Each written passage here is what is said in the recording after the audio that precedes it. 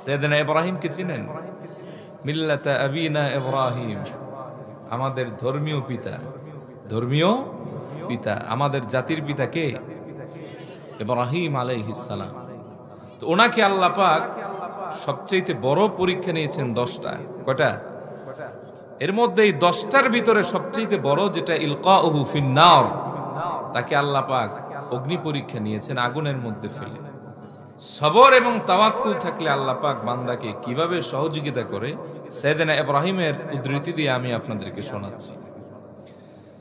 আল্লাহর পয়গম্বর এবং খলিল ইব্রাহিম আলাইহিস সালাম যখন এক আল্লাহর দাওয়াত দিতে লাগলেন, তিনি বললেন জমিন যার, আইনও চলবে তার। নব্য কোন আইন মানুষ তৈরি করতে পারে না, কারণ আলাহুল খালকু ওয়াল আমর, যিনি সৃষ্টি করেছেন, সৃষ্টি যার, আইনও চলবে তার। ঠিক কিনা বলেন? তিনি বললেন এক আল্লাহর পথে ফিরে আসো, মূর্তি পূজা বাদ দাও, তোমাদের বাপদাদার বানানো ধর্মটা ছেড়ে দাও, আল্লাহ যে পথে চলতে বলেছেন সেই পথে চলো। গোটা কাফেররা এবং স্বৈরাচাররা তার উপর খেপে গেল। তারা বলল, ক্বালু বানু লাহু বুনয়ানান ফাআলকুহু ফিল জাহিম ফাআরাদু বিহি কাইদান ফাজআলনাহুমুল আসফালিন। আল্লাহ বলেন, তারা বলল, ও লোকেরা, ইব্রাহিম তো আমাদের ধর্মে হাত দিয়েছে, বাপ দাদার বিরুদ্ধে কথা বলতেছে, তার জন্য তোমরা বড় একটা ইমারত বানাও এবং তার আগুনে নিক্ষেপ করো। রব্বুল আলামিন বলেন, ফারাদু বিহি কাইদান ফাজআলনাহুমুল আসফালিন। তারা আমার পয়গম্বর, আমার খলিল ইব্রাহিমকে ধূলিসাৎ করার জন্য ষড়যন্ত্র করলো। আমি আল্লাহ পাক সেই ষড়যন্ত্রকে ধূলিসাৎ করে ওদেরকে ওদের জাতির সামনে চরম ঘৃণিত বানায় দিলাম। সুবহানাল্লাহ পড়েন।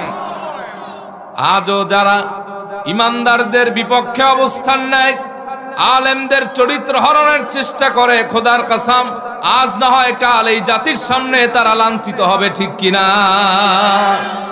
পৃথিবীর ইতিহাস কেউকে ছেড়ে দেয় নাই, আল্লাহ ধরে তো ধরে না, ধরলে আর ছাড়ে না। ঠিক কিনা? ইন্না বাতশা রাব্বিকা লাশাদীদ। আল্লাহ একবারে ধরে না, যে ধরাটা ধরেন এটা হচ্ছে মহাপাকড়াও, যা থেকে ছুটবার কোনো শক্তি পৃথিবীর নাই। ঠিক কিনা বলেন?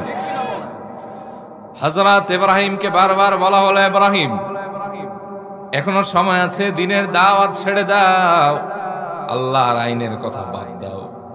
হযরত ইব্রাহিম তা বারবার প্রত্যাখ্যান করলেন। আল বিদায়া ও নিহায়ার মধ্যে ইবনে কাসির লিখেছেন, বিশাল জায়গা জুড়ে হযরত ইব্রাহিমের জন্য গর্ত খনন করা হলো। 1 বছর পর্যন্ত সেখানে লাকড়ি জোগাড় করা হলো এবং তৎকালীন মূর্খ গণ্ডমূর্খ মহিলারা কোনো অসুস্থ হলে নিয়ত করতেন, যদি আমি সুস্থ হই ইব্রাহিমকে জ্বালানোর জন্য এই জায়গায় আমিও কিছু লাকড়ির যোগান দিব। নাউজুবিল্লাহ পড়েন। 1 বছর লাকড়ি জোগাড় করা হলো। তারা বলল, ক্বালু হাররিকুহু ওয়ানসুরু আলিহাতাকুম ইন কুনতুম ফাইলিন। তোমরা কেন দেরি করছো? ইব্রাহিমরে আগুনে পোড়াও আর তোমাদের দেবদেবীদেরকে তোমরা সাহায্য করো। ইন কুনতুম ফাইলিন, যদি ধর্ম বাঁচাতে তোমরা কিছু করতেই চাও। 1 বছর লাকড়ি জোগাড় করে হযরত ইব্রাহিমকে সেখানে ফেলবে। আগুন ধরানো হলো। আগুনের বিশালতা এত জায়গা জুড়ে বেড়ে গেল, আশেপাশে আর যাওয়া যায় না। কিভাবে হযরত ইব্রাহিমকে ফেলবেন? কুর্দি সম্প্রদায়ের এক লোক ছিল বিচক্ষণ, মারাত্মক ইন্টেলেক্ট পারসন, এর নাম ছিল হাজান, কোন কোন তাফসিরে আসছে হুজান। কুর্দি সম্প্রদায়ের লোক এ নমরুদরে বুদ্ধি দিল যে এইভাবে যে তোমরা আগুনে ফেলতে পারবা না, আমি একটা ব্যবস্থা করে দেই। আমি একটা মানজানিক, যার বহু বচন হচ্ছে মাজানিক, যেটা আমরা মিনজানিক বলি, কাঠের ক্ষেপণাস্ত্র কামান, এটা সে বানায় দিল। পৃথিবীতে এর আগে কামান কেউ তৈরি করে নাই। তো এই লোক বলল যে আমি একটা কামানের ব্যবস্থা করে দেই, মিনজানিকের ব্যবস্থা করে দেই, এটার দ্বারা তোমরা তাকে নিক্ষেপ করো, না হলে আর কোনো সিস্টেম নাই।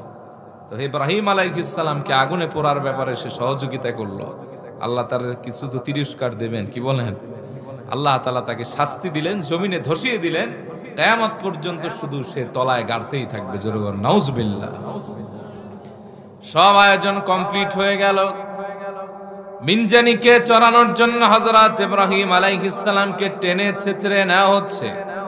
বলা হলো, ইব্রাহিম লাস্ট বার ছেড়ে দিচ্ছি, নমরুদের বর্ষতা স্বীকার করো, কালেমার দাওয়াত ছেড়ে দাও, তাহলেই চিরমুক্তি পেয়ে যাবা। তিনি সুউচ্চ কণ্ঠে বলতে লাগলেন, লা ইলাহা ইল্লা আনতা সুবহানাক লাকাল মুলক ওয়া লাকাল হামদ ওয়া হুয়া আলা কুল্লি শাইইন কাদির। ও আল্লাহ, আপনি ছাড়া আর কোনো ইলাহ নাই, আপনি মহাপবিত্র, প্রশংসা আপনার, আপনি সবার উপরে ক্ষমতাবান, ওয়া লাকাল মুলক, রাজত্ব আপনার, সুবহানাল্লাহ। সাইয়েদনা ইব্রাহিমকে মিনজানিকের উপর চড়ানো হলো। যখন মিনজানিকের রশি কেটে দিয়ে আগুনে নিক্ষেপ করবে, চূড়ান্ত টেস্ট করবার জন্য আল্লাহ রাব্বুল আলামিন হযরত জিবরিলকে পাঠালেন। সুবহানাল্লাহ পড়েন। হযরত জিবরিল এসে বললেন, আলাকা হাজাতুন ইয়া ইব্রাহিম।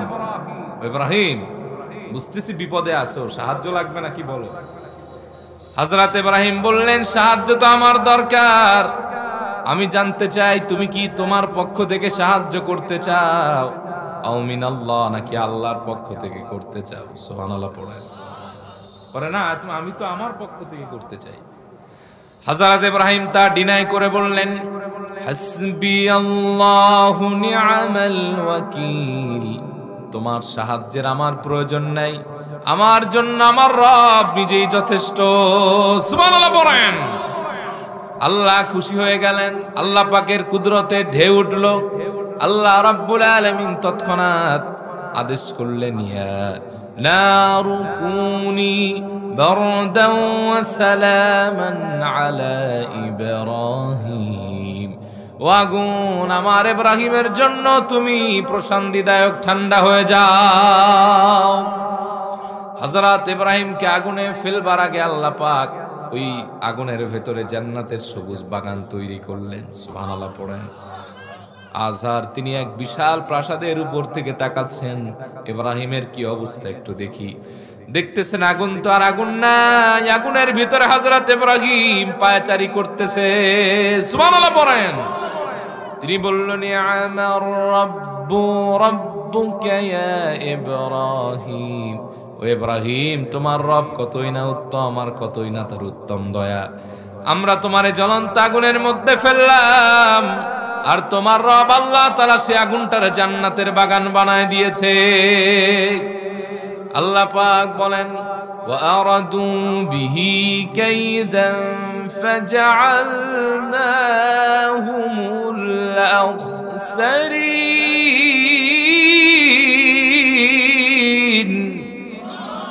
তারা আমার খলিল ইব্রাহিমের ব্যাপারে ষড়যন্ত্র করল, আর আমি আল্লাহ পাক সেই ষড়যন্ত্রের মোকাবেলা করলাম, আর তাদেরকে চরম ক্ষতিগ্রস্ত করে দিলাম। যে আল্লাহ তাআলা জ্বলন্ত আগুনকে জান্নাতের বাগান বানাতে পারে, যে আল্লাহ পাক হযরত ইব্রাহিমকে বাঁচাতে পারে, ও মুসলমান আওয়াজ দিয়া বলো, তোমার সেই রব তোমারে সাহায্য করতে পারে কি পারে না?